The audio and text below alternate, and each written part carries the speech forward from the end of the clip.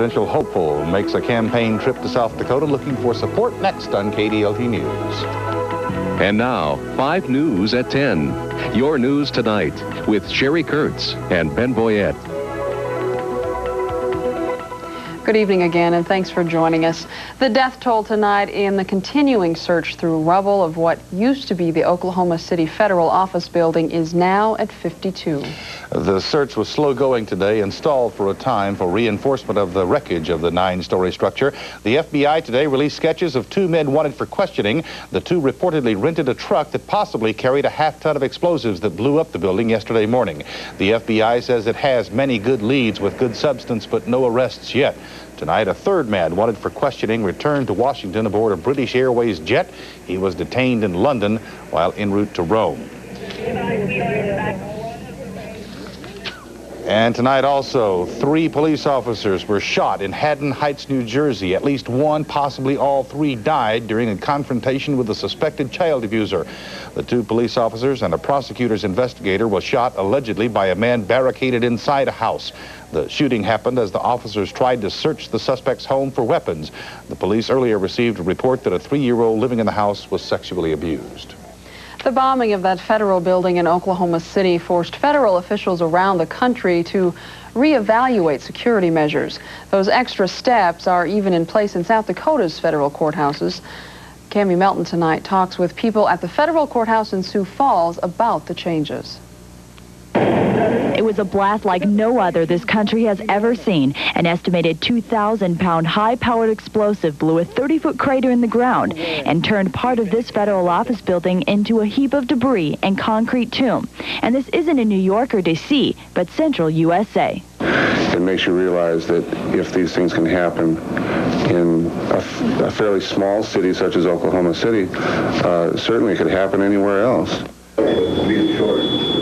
And for that reason, federal courthouses across the country, South Dakota included, have been ordered to be on at least a heightened level of protection. Security at the federal courts building in Sioux Falls has included surveillance cameras, metal detectors, and security officers for the last 10 years. But this increased level of awareness has never been here. Paying a lot closer attention to people coming in, what they're carrying with them. And even after the devastating explosion yesterday, workers here feel that's enough. A little concern for everyone in Oklahoma City, I think probably most. Not a lot of concern about my own safety because I feel that the Marshal Service here does a real fine job of watching out for all of us here.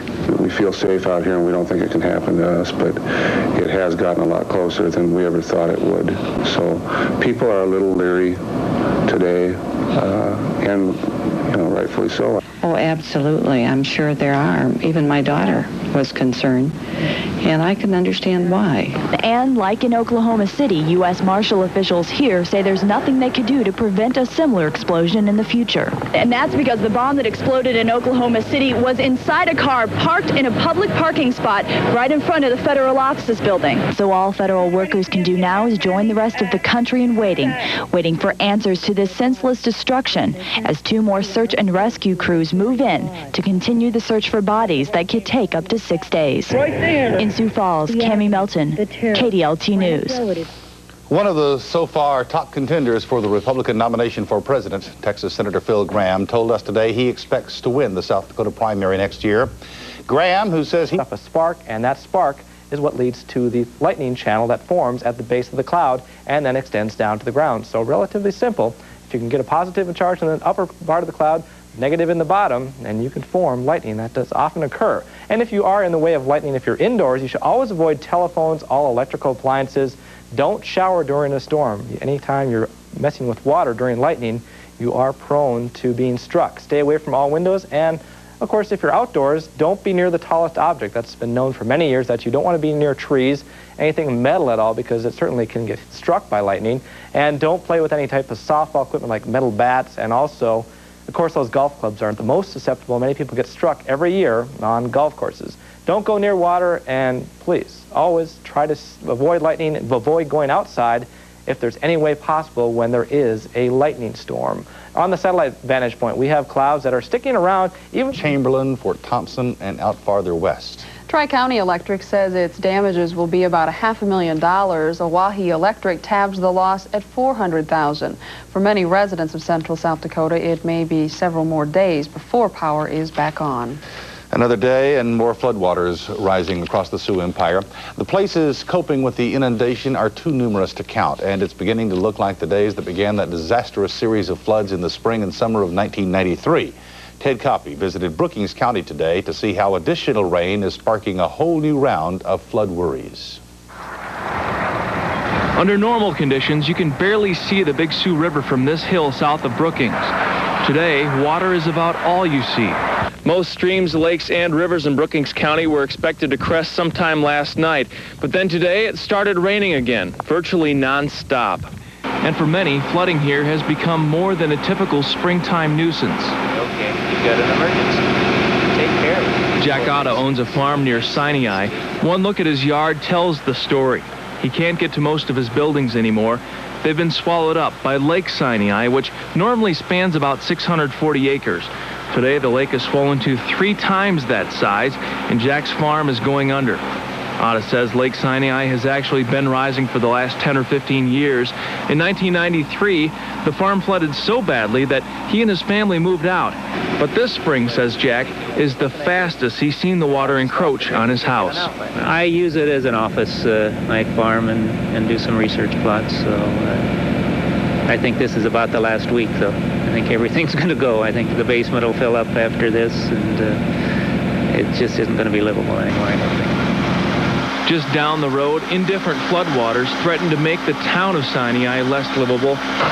City workers are hauling rock and dirt around the municipal sewage pond, trying to keep rising waters off the electric panel, controlling their sewage pump and lift station.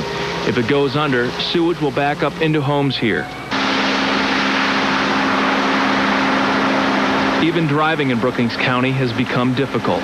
We've got several township roads that are closed with water over them. We've got a couple county roads that are closed because of water.